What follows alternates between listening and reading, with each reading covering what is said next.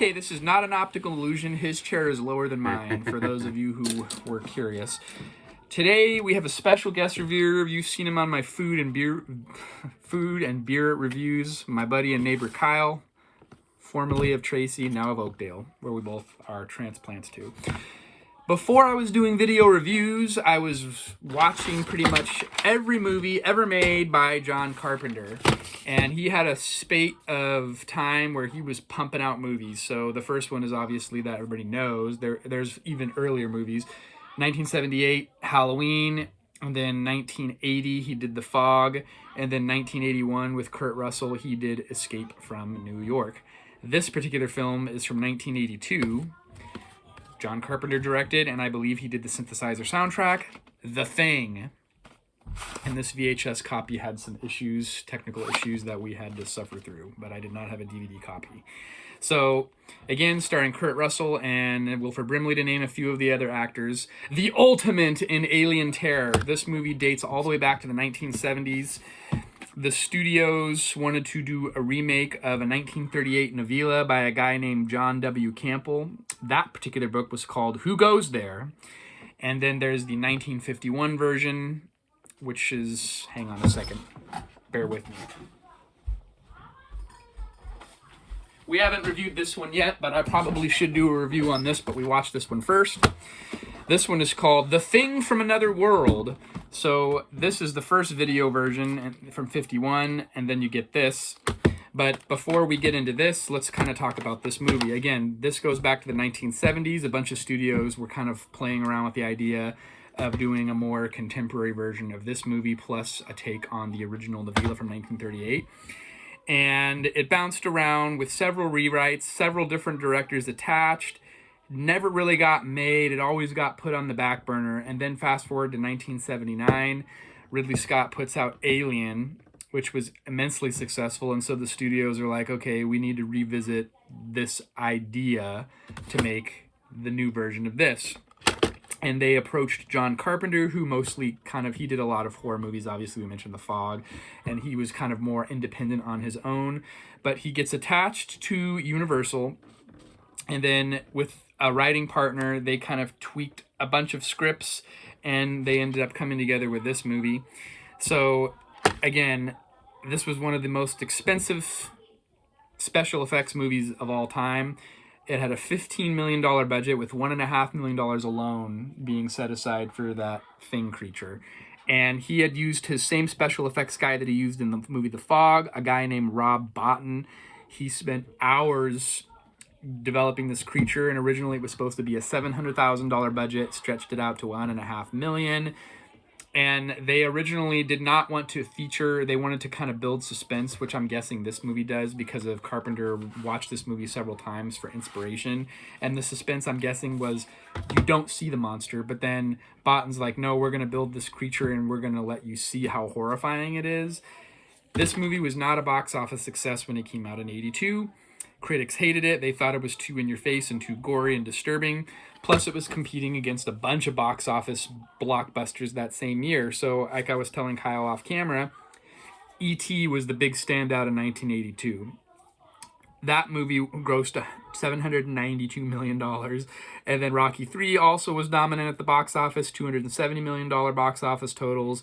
Stallone's other movie that came out the same year, First Blood, was grossing $125 million. Plus, you have Tron coming out in 82, and Blade Runner, and Poltergeist.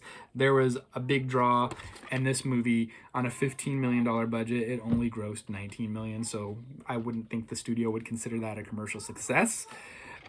But as time went on, and then it went into VHS and Betamax rental, this movie, and TV syndication, this movie has become a cult classic, and many consider this movie one of the best sci-fi films ever made. And a lot of directors, which I did not write their names down, they reference this movie as an influence to how they did their films. In 2011, that movie that we looked up, that is considered a prequel to this movie. That movie only had a box office Rotten Tomatoes score of around 34%. Maybe I'll revisit that film, but for now, we're just going to talk about this movie. Okay, so again, we pretty much said everything that we're going to say about this movie. Oh yeah, a fun fact. So originally they were going to film this in refrigerated studio sets in Los Angeles. It was 100 degrees outside, and with many air conditioning units, they were able to get the outside temperature down to 28 degrees. But Carpenter did not like the footage that was being filmed in the studios. So then they ended up filming on location in Juneau, Alaska, and parts of British Columbia, where it was very cold. So cold that during shoots, the cold weather would fog the lenses, and it would cause all these production delays, and they would have to blow dry the lenses and to get rid of the condensation inside the cameras. Okay. And they were running out of money for the budget. It was going way over budget. The beginning scene where they visit the Norwegian base was filmed at the end of the movie. So they reused the destroyed American base at the beginning of the movie to portray the burned out Norwegian base to save money. There was several scenes that they had to cut where they were deemed too extravagant. There was one ending of the movie where the two people are rescued and infect the entire world. That was one ending. And then another idea that was thrown around is that birds would pick at the flesh of the dead and they would spread the disease to all over the world. But at the end of the day, Carpenter felt like the ultimate sacrifice and the ultimate heroic act would be that the survivors sacrifice themselves and die to spare humanity. So that's the ending that they chose. Spoiler alert! So again, a lot of people were really into this role. One of the main actors broke his hand in pre-production and had to get several pins and surgeries, and then wore a glove the entire movie to not draw attention to the fact that his hand was in a brace and with metal pins in it. You know what scene that was? They said that in the early scenes, they don't show his hand. And then later, a lifelike glove was placed over it to make it look like a flesh tone person. I think it was one of the black actors. You don't know what scene like he broke it in? No one like... I think it was, I'm not 100% sure. The crew almost fell off a rocky crevasse in a bus on the way to the set because it was in a very tumultuous terrain. Kurt Russell committed seriously to the role. He grew his hair and beard out for a year to fit the role. They were trying to modernize his character in this movie was a meteorologist, and they made him kind of this rough and tumble helicopter pilot in this movie.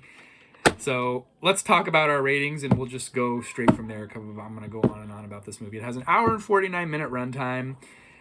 Okay, so Rotten Tomatoes, the modern critic average is 84%. IMDb is one of the higher scores. I usually don't see them get out of the 7s. 8.2 out of 10. And the Google reviews, I'm touch and go with their reviews. Some movies don't have enough people reviewing it, so there's not even an average listed. But this movie had 597 average Joes reporting in their reviews, and their average was 4.7 out of 5. I am going to go 5 out of 5. I watched this movie for the first time a couple of years ago when I was going through a John Carpenter kick, and I pretty much watched all of his movies. And I think it's a classic. I think it does live up to cult classic status, even though the special effects are kind of like, practical effects, right? There's no I like CGI. those. That's probably one of my I think that's parts. what I like about it. My kids watched this movie in part, and they were surprisingly not as disturbed. They were more disturbed at the F word. Yeah. My wife has indoctrinated them to be wary of any type of profanity, a good Christian woman that she is. And what was your rating on I think 4 out of 5. I thought it was really good, but just... So what did you like about it? What worked for you about this movie? I like the special effects, Yeah. probably mostly just all those like practical special effects, and then it just really seemed like there was a couple things where it just seemed like just the scenes, like the things that they did were kind of like not realistic, or just the story kind of like tied together somewhat loosely, but it was more just like just all about the special effects and kind of... And there was some good jump scares. Yeah, definitely. Because I even had seen this movie within the last couple of years, and I was still kind of like, some things happen. It's like, you think about movies like this, and then like it was inspired to make this movie from 1979, Alien. Another movie I did see some similarities definitely between this and Alien. Where they were really wanting to show that creature versus this movie kind of, they scared you by not showing it. Yeah. And then Alien's like in your face with the creature, and it was all practical effects. And then like creatures coming out of like... Yeah, in the Alien movie you see the little creature bursting out of the guy's chest. This guy gets his arms bit off with the thing, like the chest turns into teeth. It's just... that was wild. And then, like, there's frustrating scenes. These type of movies, it always drives you nuts. 'Cause it's like, why did the character do this? Why did they do something stupid like that? And you find yourself screaming at the TV. Yeah. But, that's all part of building suspense. And and if you've seen any of Carpenter's other movies, he's really good at suspense and like building kind of that element of terror, like with the original 1970s Halloween, or even The Fog. Those are probably his like sweet spot films, like Halloween, The Fog, The Thing, maybe the original Escape from New York. You know, some of his other movies like Christine, he directed Christine. That movie doesn't hit home for me as much as like a movie like this did, or even like his later movie, the Vampires movie with James Woods. It's like the late 70s, early 80s is like the sweet spot where you get movies like this, and then he does movie like They Live, which is like an iconic social commentary film. So like this is like Carpenter at the pinnacle of his game. They did so many rewrites for this movie and so many tweaks to get like the perfect script that they wanted. And I think it really does hold up even in a modern era, even though this movie is now almost 42 years old. It's still great and it's still a classic. So the ultimate in alien terror. But again, you think I totally, now that I realize like the studios really wanted this movie because of the fame of Alien, like, it kind of makes sense, like where you see that kind of an influence at the movie, but perhaps it's a lot more. I don't want to say, maybe it is cheesier. Like I feel like Alien is a lot more classic. Yeah. As far as like special effects and like a suspenseful film, I feel like they could have made his character a little bit more gung ho. They were kind of going for it. They could have just like made him over the top. You know, might as well. Yeah. It does have a little bit of element of cheesiness to it compared to like Alien. Yeah. But it's still like, I think for what it is, enjoyable. I think that you're 4 out of 5. I'm 5 out of 5. Tomato. It's worth a watch, folks. Thanks for tuning in. Maybe we'll review this. I don't know. It's a different time period. These B black and white films are just, I don't know. You got to be in the right headspace to watch a movie like this, and I just don't know if I'm there. Until next time, thank you for your commentary. I appreciate it. We'll see you then.